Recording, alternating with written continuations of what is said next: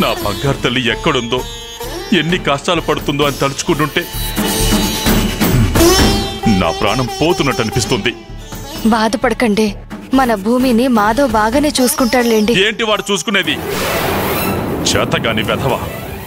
అసలు నా కూతురి జీవితం అలా అవడానికి కారణమే వాడు. నా బంగారు తల్లి ప్రేమించిందని చెప్పగానే ముందు వెనక ఆలోచించకుండా ఆ వెధవికిచ్చి పెళ్లి చేశాను. ఎప్పుడైతే ఆ ఇంట్లో అడుగు పెట్టిందో అప్పటి నుంచి నా కూతురికి మనశ్శాంతి లేకుండా పోయింది. అయినా తప్పు వాడిది కాదులే. వాణ్ణి ప్రేమించానని చెప్పగానే పెళ్లి కొప్పుకున్నాను చూడు, నాదే తప్పు. నేనే బుద్ధి తక్కువ వాణ్ణి. ఊర్లో ఉండే నలుగురిలో ఎవరు మంచివారు ఎవరు చెడ్డవారు అని తెలుసుకోలేనంత అమాయకురాలు నా కూతురు.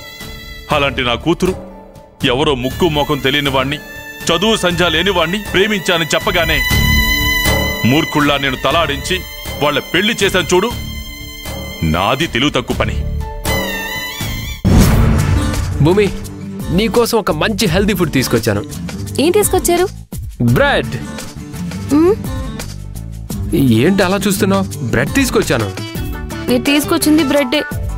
ఏదో అమృతం తీసుకొచ్చినట్టు ఫీల్ అవ్వకండి. అసలు నేను బ్రెడ్ తినను.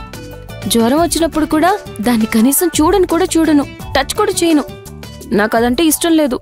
అయ్యో అవునా? మన దగ్గర ఉన్న 50 రూపాయలతో ఇదే వచ్చింది, అందుకే బ్రెడ్ తెచ్చాను. మరి ఇప్పుడు ఏం చెయ్యాలి? ఆ బ్రెడ్ మీరు తినేయండి. మరి నువ్వేం తింటావు? ఇందాక దాహం వేసి నీళ్లు తాగాను, కడుపు నిండిపోయింది, ఆకలిగా లేదు. రేపు తింటానులే. పైగా ఆ బ్రెడ్ చూడగానే నా ఆకలి కూడా చచ్చిపోయింది. అసలు ఆ బ్రెడ్ స్మెల్లే నాకు పడదు. సరే, బ్రెడ్ ఇలా తినడం నీకు కష్టంగా ఉంటుందేమో. నేను నీకోసం ఒక వెరైటీ వంటకం చేసి తీసుకొస్తాను. ఒక 5 నిమిషాలు వెయిట్ చేయి, ఓకే? బ్రెడ్తో ఏం చేస్తారు? ఏం చేసినా కూడా బ్రెడ్ అలాగే ఉంటుంది కదా. కాదు, నేను చేసుకొని వస్తాను కదా. నువ్వు 5 నిమిషాలు ఇక్కడ కూర్చో. ఉండు.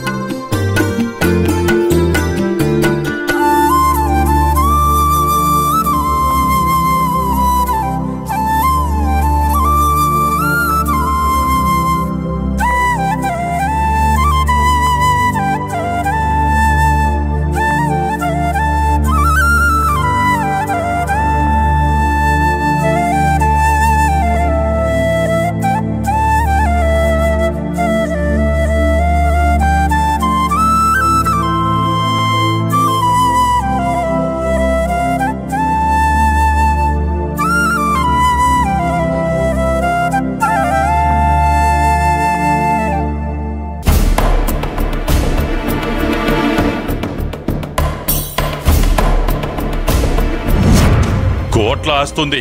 అంతకు మించి ఊర్లో పేరు ప్రఖ్యాతులున్నాయి. పలానా హరిశ్చంద్ర ప్రసాద్ కూతురు పెళ్లి సంబంధం అని ఒక్క మాట చెప్పి వెతికించి ఉంటే ఎన్నో గొప్ప గొప్ప సంబంధాలు కుప్పలు తెప్పలుగా మన ఇంటి ముందుకొచ్చి వాలేవి. కానీ అలా చేయలేదు. భూమి ఆ వెధవని ప్రేమించింది అన్న ఒకే ఒక్క కారణంతో నేను అనవసరంగా ఒప్పుకున్నాను. వాళ్ళ పెళ్లి చేశాను. ఇప్పుడు నాకు బుద్ధొచ్చింది జయ. నేను కూడా అందరి తల్లిదండ్రులా స్వార్థంగా ఆలోచించాల్సింది. ప్రేమ లేదు, దోమ లేదు, నేను చెప్పిన సంబంధం చేసుకోలేకపోతే చస్తాను అని నా కూతుర్ని బెదిరించుండాల్సింది. అదేమీ చేయకపోవడమే నేను చేసిన పెద్ద తప్పు. అదే పని ఆ రోజు చేసుంటే ఈ రోజు నా కూతురు పెద్ద కోటీశ్వరుడింట్లో సర్వ సుఖాలు అనుభవిస్తూ సంతోషంగా ఉండేది. అలా కాకుండా ఈరోజు నా కూతురు ఎక్కడుందో ఏం తింటుందో తెలియని పరిస్థితుల్లో నేను ఉండేవాణ్ణే కాదు. ఆ కష్టాలన్నీ భరిస్తూ నాకు తెలియకుండా నాకు దూరంగా ఉండి బతకాల్సిన కష్టం నా కూతురుకు ఉండేది కాదు. ఇన్ని రోజులు మాధవ్కి చదువు మాత్రమే లేదనుకున్నాను. కానీ వాడికి బుద్ధి లేదు, బాధ్యత లేదు. అన్నయ్యకి ఒక్క మాట కూడా ఎదురు మాట్లాడలేని పిరికివాడు మాధవ్. మాట్లాడితే ఏమవుతుంది? చంపేస్తాడా? అయినా కొడుగ్గా రాఘవ్కి ఆ ఇంట్లో ఎంత హక్కుందో మాధవ్ కూడా అంతే హక్కుంటుంది. ఆ అలక్యకి ఎంత హక్కుంటుందో నా కూతురుకు కూడా అంతే హక్కుంటుంది. కనీసం నా కూతుర్ని నా ఇంటికి దూరంగా తీసుకువెళ్తున్నప్పుడైనా సరే వాడు నాకు ఒక్క మాట కూడా చెప్పలేదు. నాకు మాధవ్ మీద ఎంత కోపం వస్తుందో తెలుసా? ఏమండి, మీ కోపం నాకు అర్థమైందండి. మీరు ఏం చేసినా భూమి ఆనందం కోసమే చేశారు తప్ప వేరే ఉద్దేశంతో కాదు కదా.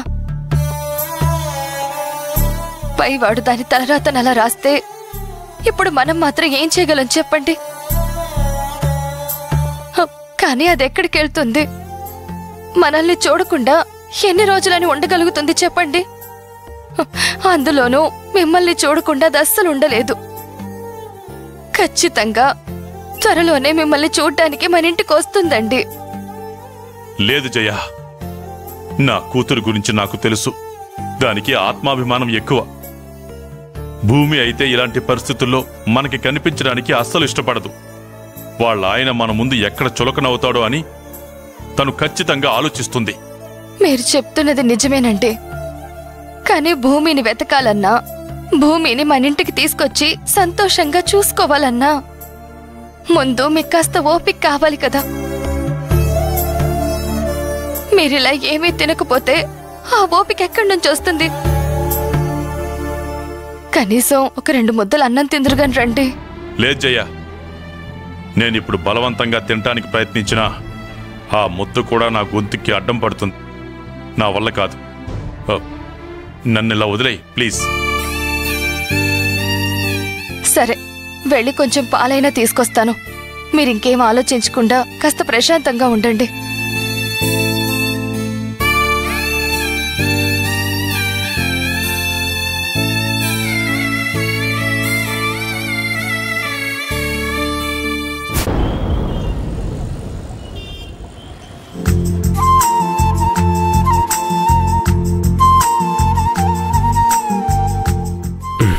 టటడాయ్! ఏంటిది? బ్రెడ్ ఉప్మా. ఏంటి? బ్రెడ్ తో ఉప్మానా? యాక్! యాక్ కాదు, తింటే వావ్ అంటావు. నాకు నమ్మకం లేదు. నా వంట మీద నాకు నమ్మకం ఉంది. అనవసరమైన ప్రయోగాలు వద్దండి. మళ్ళీ అది తింటే నాకు వాంతి వస్తుందేమో. ఇదిగో, నువ్వు తినకుండానే అలా అవుతుందేమో ఇలా అవుతుందేమో అని అనకు. తిన్న తర్వాత నచ్చిందో లేదో చెప్పు.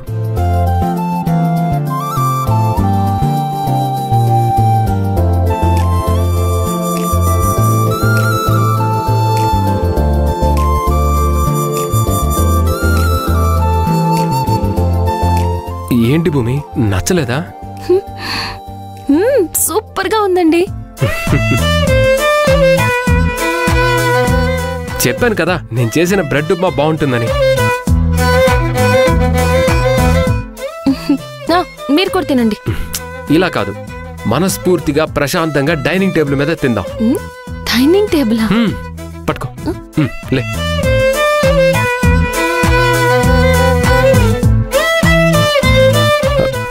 ఇటు కూర్చో.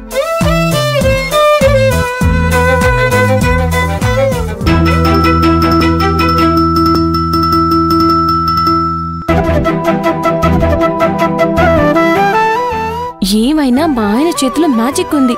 ఆయన చేతితో ఏం చేసినా అద్భుతంగానే ఉంటుంది. నిజంగా నేను చేసిన ఈ బ్రెడ్ ఉప్మా నీకు నచ్చిందా? లేకపోతే నేను ఫీల్ అవుతానని నీకు నచ్చకపోయినా నచ్చినట్లు చెప్పి తినేస్తున్నావా?